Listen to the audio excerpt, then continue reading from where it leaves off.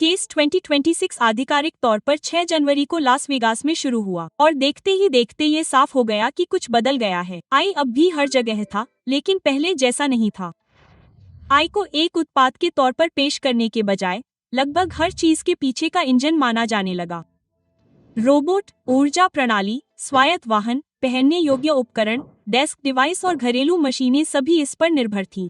घोषणाएं अब नए ऐप या क्लाउड फीचर के बारे में नहीं थी, वे वास्तविक दुनिया में काम करने के लिए डिजाइन किए गए भौतिक सिस्टम के बारे में थी, जिसके नीचे आई चल रहा था, जो धारणा, निर्णय लेने और नियंत्रण को संभाल रहा था। आपको यह देखने के लिए ज्यादा इंतजार नहीं करना पड़ा कि रोबोटिक्स ने शोरूम के फ्लो पर कब्जा कर लिया है।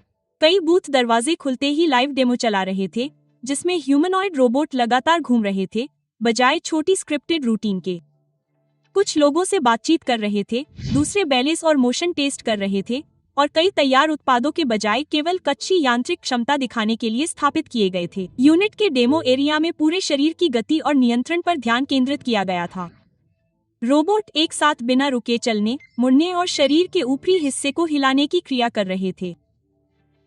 डेमो के दौरान रोबोट ने बीच बीच में अपनी मुद्रा को ठीक किया और थोड़ी गड़बड़ी के बाद संतुलन हासिल किया, जिससे रियल टाइम परसेप्शन और मोशन कंट्रोल लगातार चलता रहा, न कि step by step command execution. शापा का सेटअप एक रोबोटिक हाथ पर केंद्रित था जो एक पूरे शरीर वाले रोबोट पर लगा था, मुख्य रूप से पोजिशनिंग के लिए। हाथ को छोटी छोटी चीजों को संभालते समय बारीक हेरफेर करते हुए, पकड़ की ताकत, उंगलियों की स्थिति और अभिविन्यास बदलते हुए दिखाया गया था। शापा ने पुष्टि की कि हाथ पहले से ही शोध के लिए विश्वविद्यालयों को बेचा जा रहा है, जिसका अर्थ है कि यह दैनिक संचालन के लिए पर्याप्त स्थिर है। डेमो ने यह स्पष्ट कर दिया कि सटीक शारीरिक हेरफेर अब प्रायोगिक नहीं है और अब नियंत्रित प्रयोगशाला वातावरण के बाहर उपयोग किया जा सकता है। एलजी अपने स्वायत्त घरेलू रोबोट क्लॉइड के साथ मंच पर आया और पूरी चीज को भौतिक आई के इर्द गिर्द बनाया। क्लॉइड में सुरक्षा और स्थिरता के लिए एक पहिएदार आधार है, एक झुकने वाला धड़ और 7 डिग्री की स्वतंत्रता वाले 2 हाथ हैं। बारीक हेरफेर के लिए डिजाइन किए गए 5 उंगलियों वाले हाथों के साथ समाप्त हुआ। सिर मूल रूप से एक मोबाइल आई हब है जिसमें कैमरे, सेंसर, स्पीकर, डिस्प्ले और वॉयस आधारित जेनरेटिव आई है। एलजी ने इसे कपड़े तह करते और घरेलू सामानों को धीरे धीरे, जानबूझकर, लगभग सावधानी से संभालते हुए दिखाया, और वह धीमापन बता रहा था। यह कोई स्टंट नहीं था, यह एलजी संकेत दे रहा था कि वह हजारों घंटों के घरेलू डेटा पर मॉडल को प्रशिक्षित कर रहा है और गति से अधिक विश्वसनीयता को प्राथमिकता दे रहा है। ऐसा लग रहा था कि कंपनियों के बीच तालियां बटोरने और लंबे समय तक घरों में रहने वाले सिस्टम बनाने के बीच एक रेखा खींची जा रही है। दूसरी ओर, रोबोरॉक ने कुछ ऐसा दिखाया जिसने लगभग सभी को चौंका दिया। सोरोस रोवर पैरों वाला एक रोबोट वैक्यूम है, रूपक नहीं, वास्तव में पहिएदार टिका हुआ अंग जो सीढ़ियों पर चढ़ने, खुद को संतुलित करने, रैंप को संभालने और चलते समय सीढ़ियों को साफ करने में मदद करते हैं। केस डेमो में 5 बड़ी सीढ़ियां चढ़ने में इसे लगभग 30 से 40 सेकंड लगे। यह धीमा लग सकता है, लेकिन महत्वपूर्ण बात यह है कि यह चढ़ते समय सीढ़ियों को साफ भी करता था, ऐसा कुछ जो पहले सीढ़ी बनाने वाले समाधान नहीं कर सकते थे। यह अभी भी एक प्रोटोटाइप है, अभी तक इसकी कीमत या रिलीज डेट तय नहीं हुई है, लेकिन रोबोटिक आर्म वाले रोबोट रॉक सेरोस Z70 को देखते हुए इसकी कीमत $2,599 है, जिससे उम्मीदें बढ़ गई हैं। यह भी साफ हो गया है कि इमोशनल और साथी रोबोट अब कोई खास बात नहीं रह गई है। स्विचबॉट ने अपने काटा फ्रेंड्स रोबोट पेट्स फर्बी जैसे पहियों वाले डिवाइस दिखाए हैं जो चेहरे पहचान सकते हैं, इशारों पर प्रतिक्रिया दे सकते हैं और बुनियादी भावनात्मक संकेतों को समझ सकते हैं, जैसे कोई खुश है या दुखी। जापान में इसकी कीमत $10,000 येन यानी करीब $64 है। कीमत मायने रखती है, यह कोई लग्जरी एक्सपेरिमेंट नहीं है, यह संकेत है कि रोबोटिक साथी बड़े पैमाने पर मार्केट में आ रहा है, चाहे लोग इसके साथ सहज हो या नहीं। डेस्क पर बैठने के लिए डिजाइन किए गए आई साथियों की लहर में भी यही तनाव दिखा। रेजर ने अपने गेमिंग को पायलट प्रोजेक्ट एवा का एक फिजिकल वर्जन पेश किया, जो एक बेलनाकार डेस्कटॉप डिवाइस के रूप में था जिसमें कीरा नाम का एक एनिमेटेड कैरेक्टर था। यह गेम प्ले देखता है, रियल टाइम में रिएक्ट करता है और टिप्स देता है। लेप्रो एमी ने एक और अंतरंग रास्ता अपनाया, जिसमें एक आई सोलमेट डिवाइस दिखाया गया जिसमें एक छोटी घुमावदार ओलेड स्क्रीन थी जिसे भावनात्मक जुड़ाव दिखाने के लिए डिजाइन किया गया था। इन्हें मजाक या नवीनता के तौर पर नहीं दिखाया गया था, इन्हें उत्पाद श्रेणियों के तौर पर दिखाया गया था। आई और हार्डवेयर का मेल सिर्फ रोबोट तक सीमित नहीं था। लेनोवो और मोटोरोला ने इस शो का इस्तेमाल लास वेगस के अंदर एक बड़ा बयान देने के लिए किया।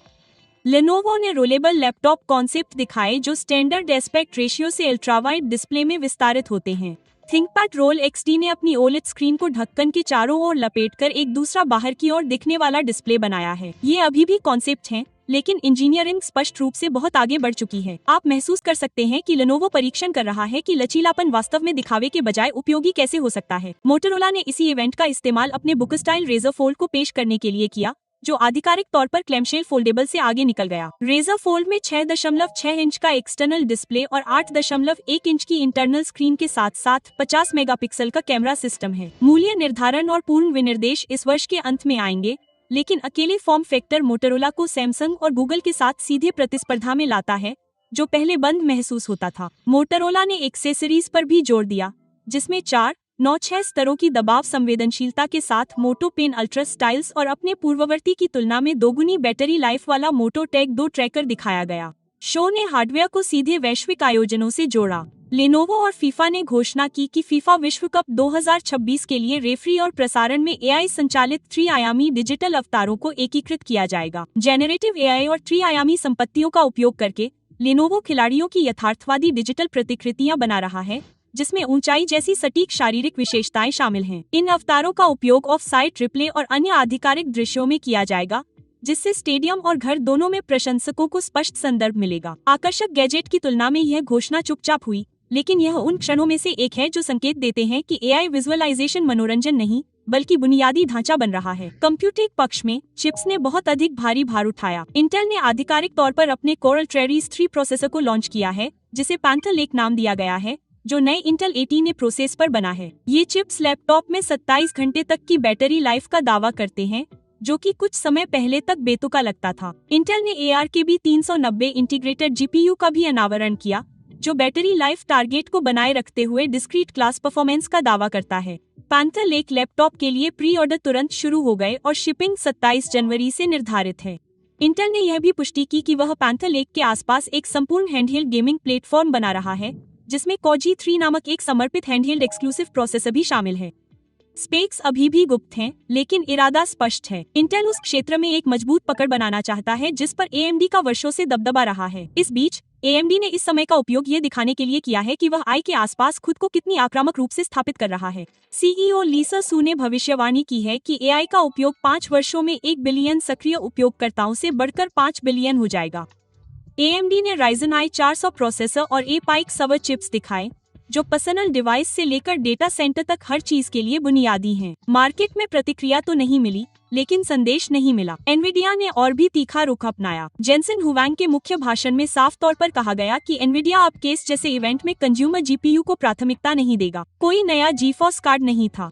इसकी जगह एनवीडिया ने AI infrastructure, robotics, autonomous vehicle और वियरर रूबन जैसे बड़े डेटा सेंटर प्लेटफॉर्म के फुल प्रोडक्शन के बारे में बात की।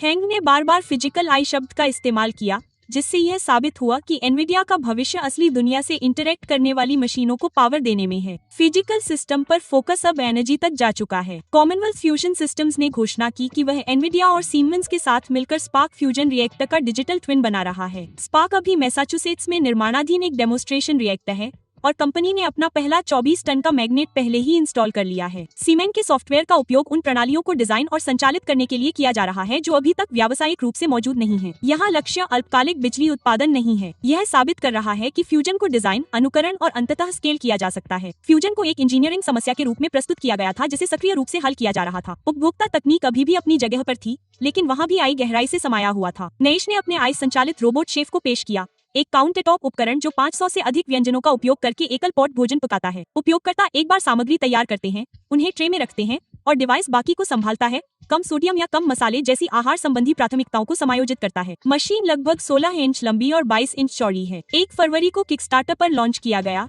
जिसकी शुरुआती कीमत $1,200 और MSRP $2,000 है। लॉन्च के 60 दिन बाद शिपिंग की उम्मीद है। यह एक गैजेट की तरह कम और रसोई में स्वचालन के क्रमिक रूप से कैसे घुसपैठ कर सकता है, इसकी एक झलक अधिक थी। ब्लूमेन आर्ट ने अपने E-in कैनवास फ्रेम के साथ एक अलग तरह की बुद्धिमत्ता दिखाई। ये ultra low power display personal photo या AI जेनरेटेड आर्ट दिखा सकते हैं और बैटरी पर 1 से 3 साल तक चल सकते हैं क्योंकि इसमें बैकलाइट नहीं है। फ्रेम 28.5 इंच तक के साइज में आते हैं और एक नया 10 इंच मॉडल $200 से कम में लॉन्च किया गया है। यह सूक्ष्म तकनीक है, लेकिन यह दर्शाता है कि कैसे आई बिना ध्यान मांगे घरेलू क्षेत्रों में चुपचाप प्रवेश कर रहा है। बच्चों की तकनीक ने भी प्रदर्शन किया। नोदी ने उन बच्चों के लिए डिजाइन किया गया एक हैंडहेल्ड डिवाइस पेश किया जो स्मार्टफोन के लिए तैयार नहीं है। यह वॉयस मैसेज, नियंत्रित स्पॉटिफाई स्ट्रीमिंग और माता पिता द्वारा अनुमोदित संपर्कों को सपोर्ट करता है। कीमत वाईफाई के लिए $149 और LTE के लिए $179 से शुरू होती है और बैटरी लाइफ कई दिनों तक चलती है। कंपनी ने $1.30 मिलियन जुटाए हैं और इस गर्मियों में अमेरिका में लॉन्च करने की योजना है। बच्चों के लिए आई मध्यस्थता संचार पहले से ही उत्पादित किया जा रहा है। इस वर्जन की घोषणा की जो विंडोज आधारित हैंडहेल्ड के बारे में सबसे बड़ी शिकायतों में से एक को संबोधित करता है। एनवीडिया ने DLSS 4.5 पेश किया जो मल्टीफ्रेम जनरेशन को 6 गुना तक बढ़ाता है। हर रेंडर किए गए फ्रेम के लिए 5 आई फ्रेम जनरेट करता है। AMD ने चुपचाप अपने Ryzen 79800X 3D को 9850X 3D के साथ रिफ्रेश किया, लेकिन यह AMD के गेमिंग दबदबे को बरकरार रखता है। डिस्प्ले बड़े हो गए जैसी की उम्मीद थी। सैमसंग ने अपने 130 इंच के माइक्रो RGB टीवी का प्रीव्यू किया, जबकि LG ने 100 इंच तक के साइज में अपने माइक्रो RGB EVO लाइनअप की घोषणा की। माइक्रो RGB तकनीक लाल, हरे और नीले रंग के लिए सेल्फ इमिसिव LED का उपयोग करती है, जो मिनी LED की तुलना में अधिक चमक और रंग सटीकता प्रदान करती है। डेल ने 52 इंच के अल्ट्राशॉक 6 के मॉनिटर का खुलासा किया। ये केवल फ्लेक्स नहीं थे, ये इस बारे में बयान थे कि विजुअल कंप्यूटिंग कहाँ जा रही है।